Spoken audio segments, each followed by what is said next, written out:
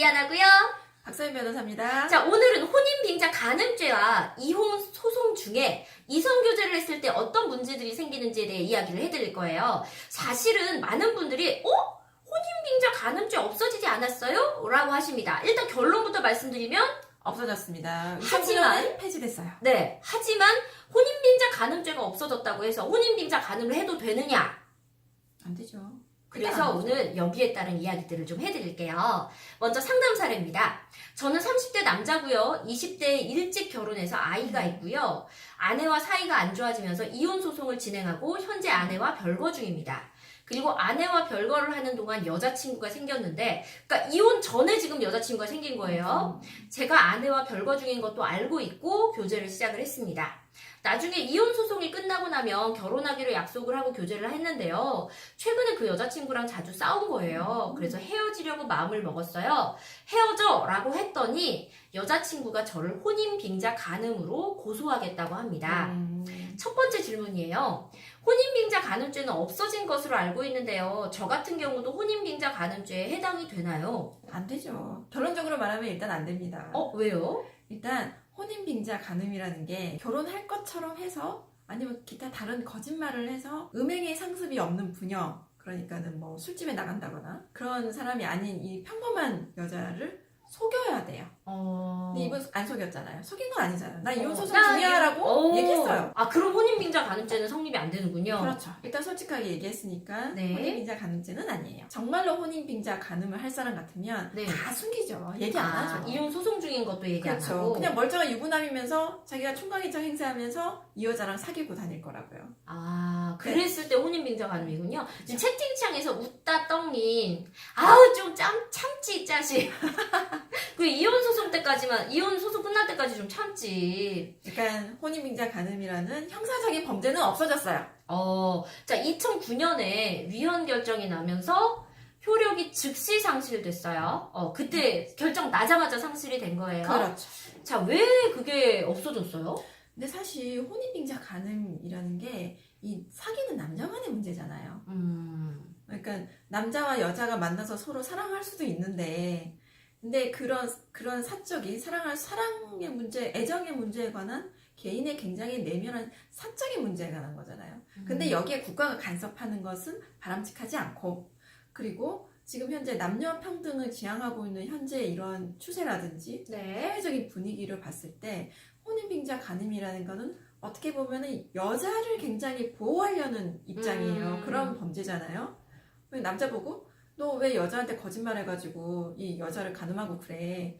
그런데 사실 여자도 남자를 선택할 수 있는 자기 의지가 있어요. 자기 결정권이 있어요. 그런데 그거를 너 왜 거짓말해서 얘랑 사귀고 그래? 그러면서 국가가 끼어들어서 남자를 처벌한다. 이거는 좀 바람직하지 않죠. 여자를 너무 여자를 미성숙한 존재로 판단한 그렇죠. 느낌이에요. 독립된 인격체로 판단하는 게 아니라 내 결정권으로 이 남자를 판단해서 사귀었는데 이거 왜 너 속였어? 이러면서 국가가 끼어들어가고 너 벌받아. 이거는 여자의 자기 결정권을 무시하고 남녀 평등을 저해하는 요소가 있다고 본 거예요. 그래, 너무 남성한테서 지켜야 할 존재로 여자를 본 듯한 그렇죠. 느낌? 남자한테 좀 불리한 것 같은 느낌? 그래서 이게 없어졌군요. 그렇습니다. 자, 그러면 이 사람은 일단 형사처벌은 안 되는 거고 혼빈간이 없어졌으니까. 그렇죠. 자, 그리고 나서 민사처벌은 어때요? 뭔가 민사상이- 손해배상해줘.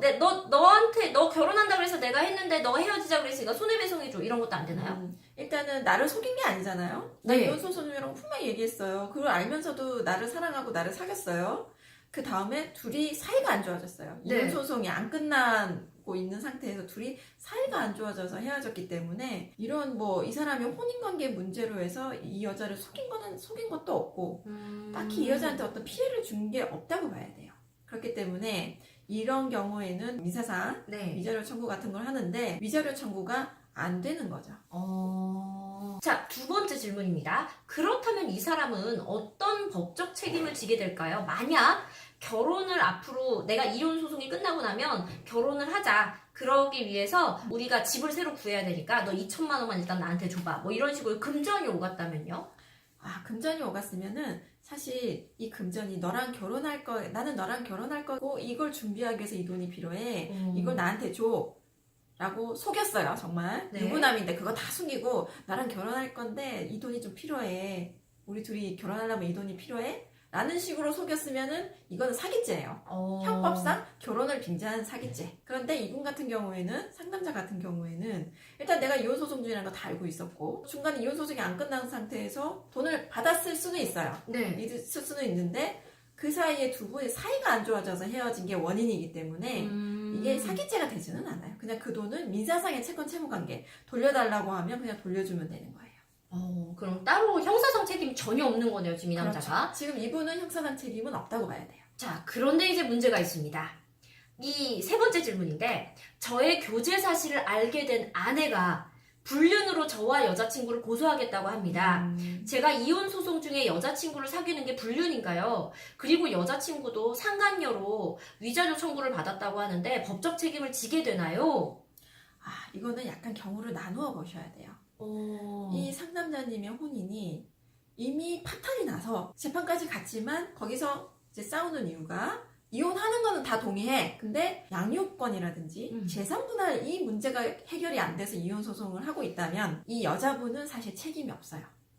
상간녀이지만 책임이 없는 거죠? 왜냐하면 나로 인해서 이 상간녀로 인해서 이 혼인이 파탄이 난 게 아니잖아요. 끝이 난 게 아니잖아요. 이미 소송 중에 사귀는 거니까. 이미 파탄 나 있었어요. 그런데 어쨌든 이런 경우에는 어떤 다른 여자를 만나고 다녔다는 게 재판부에 어떤 좋지 않은 인상은 줄 수는 있지만 이 상간녀님이 나로 인해서 이 혼인이 파탄이 난 게 아니기 때문에 원래 배우자 부인에 대해서 상간녀로서 뭐 위자료를 줄 필요는 없다는 얘기예요. 민사상 책임을 질 필요는 없어요. 그런데 그게 아니라 지금 어느 한쪽은 남자는 이혼을 하고 싶어 하는데 그 배우자인 그 아내가 아니야 난 그래도 끝까지 가정을 지킬래. 나 아직 자기 사랑해. 이러면서 이혼 못 해줘 라고 다투고 있어요. 그런데 그 와중에 부정행위 간통이 있었다.